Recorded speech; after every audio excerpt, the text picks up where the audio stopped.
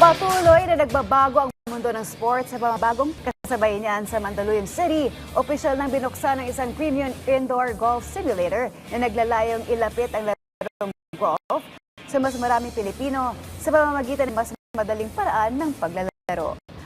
Ang lahat ng yan alamin may JB Junio. Isang bagong destinasyon para sa mga golf enthusiasts ang binuksan sa pamamagitan ng isang premium indoor golf simulator facility kahapon sa isang mall sa Mandaluyong City. Layunin ng proyekto na gawing mas madali at mas accessible ang golf, isang sport na karaniwang tinitignan bilang mahal at mahirap pasukin para sa maraming Pilipino. Ayon kay Lilian Zhu, marketing head ng Prime Golf, napili nila ang golf dahil nakikita nilang marami pa ring tao ang nagnanais subukan ito dahil sa mga traditional challenges tulad ng pagpunta sa mga golf courses. Everyone ride ball, volleyball, badminton, but golf has always felt like something out of reach most people. You need a membership, you need a driver car, you need the weather to cooperate.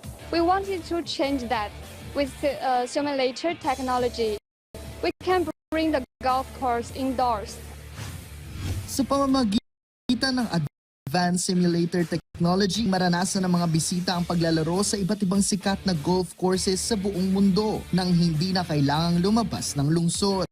Anila, hindi yung golfer ang makikinabang sa pasilidad kundi pati mga baguhan na nagnanais matuto sa isang mas komportableng kapaligiran. Whether you have played for 20 years or you are picking up a club time tonight, and honest, golf is one of the best social sports out there. You have the answer. Sa pagpasok ng mga ganitong makabagong pasilidad sa bansa, ay inaasahan na mas maraming Pilipino ang makikilaman ng kanilang edad o antas ng kakayahan. JB Junio para sa Atletang Pilipino, para sa bayan.